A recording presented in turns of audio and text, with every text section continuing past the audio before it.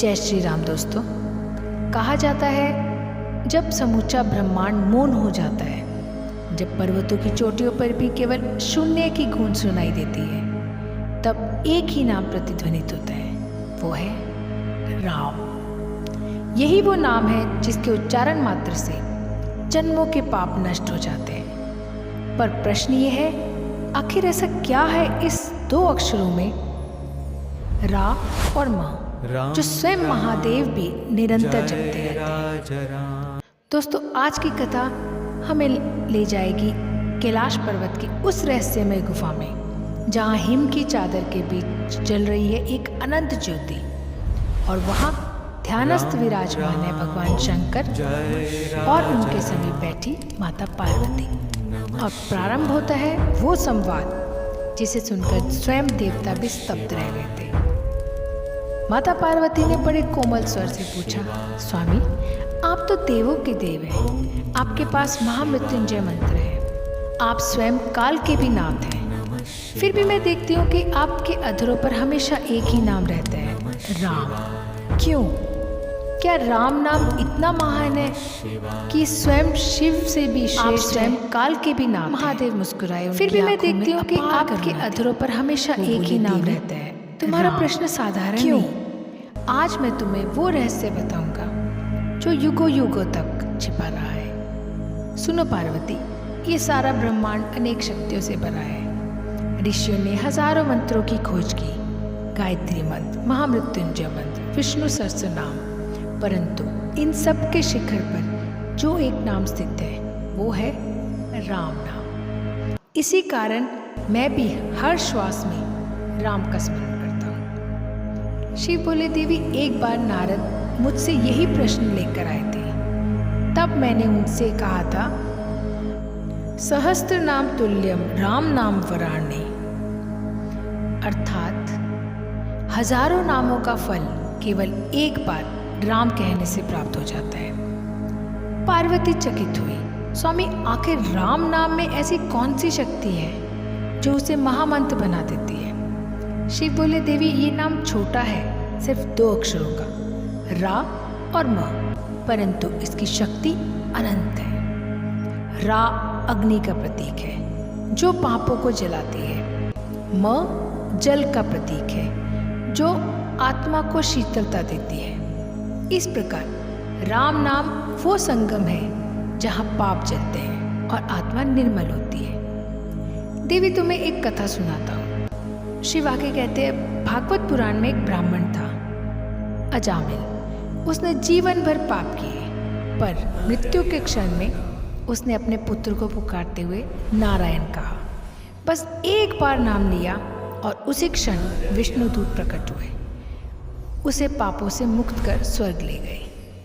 सोचे देवी, जब केवल नारायण कहने से इतना फल मिलता है तो स्वयं राम नाम जपने से क्या नहीं मिलेगा? पार्वती बोली, स्वामी, क्या स्वयं राम भी अपने नाम की इतनी महिमा स्वीकार करते हैं? शिव बोले, देवी, हाँ। लंका विजय के पश्चात जब श्री राम अयोध्या लौटे, एक साधु ने उनसे यही पूछा, प्रभु, आपने रावण को कैसे हराया?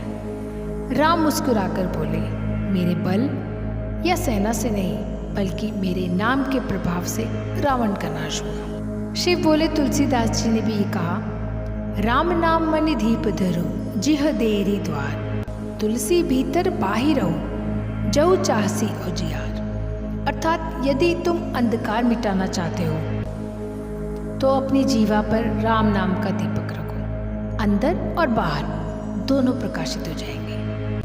पार्वती बोली, स्वामी, क्या नाम और भगवान में अंतर नहीं? शिव बोले, नहीं देवी, नाम और नामी में कोई भेद नहीं। जैसे अग्नि का नाम लेने पर मन में उसकी ज्वाला प्रकट होती है, वैसे ही राम कहने से स्वयं भगवान प्रकट होते हैं। राम से बड़ा राम का नाम है, क्योंकि नाम के बिना नामी तक पहुंचना संभव नहीं। देवी, मनुष्य जीवन भर अनेक पाप करता है, वाणी से, कर्म से, विचार से। उन्हें धोने का एक ही उपाय है, राम नाम। गरुड़ पुराण में भी कहा गया है, राम नाम स्मरण मात्र से असंख्य जन्मों के पाप मिट जाते हैं। इसलिए मैं हर श्वास में उसका जप करता हूँ। त्रेता युग में यज्ञ, द्वापर में ध्यान और पूजा, ये सब श्रेष्ठ थे, परंतु कलयुग कठिन है। यहाँ साधना नहीं, केवल नाम ही साधन है। इसलिए कहा गया है, कलयुग केवल नाम आधारा, सुमिर सुमिर नर उतर ही पारा। यानी इस युग में केवल राम नाम ही वो नाव है जो हमें भवसागर से पार उतार सकती है। देवी, तुम्हें वो प्रसंग याद है जब श्री राम ने सेतु निर्माण से पहले मेरा पूजन किया था? उन्होंने शिवलिंग स्थापित किया और मुझे प्रणाम किया। उस दिन से मैं रामेश्वर कहलाया, अर्थात राम का ईश्वर। सोचो देवी, जो राम स्वयं शिव की पूजा करे और शिव निरंतर राम नाम का जाप करे, तो वो नाम कितना अद्भुत होगा।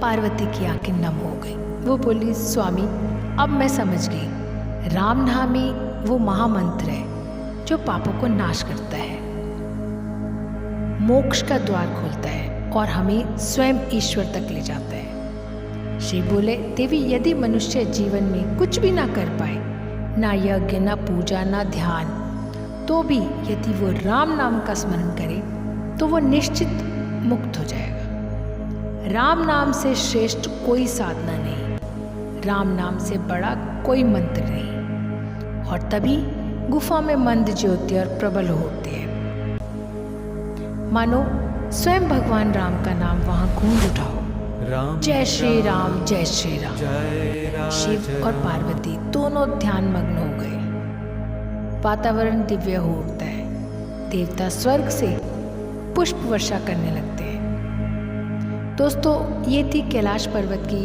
वो दिव्य कथा जहाँ स्वयं महादेव ने माता पार्वती को राम नाम का रहस्य सुनाया। इस कथा से हमें ये सीख मिलती है कि राम नाम केवल शब्द नहीं, ये संपूर्ण सृष्टि की आत्मा है। ये वो प्रकाश है जो अंधकार को मिटा देता है। ये नाव है जो हमें संसार के सागर से पार लगाती है। तो आइए हर श्वास में, हर क्षण में राम नाम का स्मरण करें, क्योंकि यही है सच्चा योग, यही है सच्चा मोक्ष मार्ग। राम नाम से मिटे सब पीड़ा, राम बिना ना जग में सीधा। जय श्री राम, हर हर महादेव। राम नाम सत्य है, अनंत है, अमर है।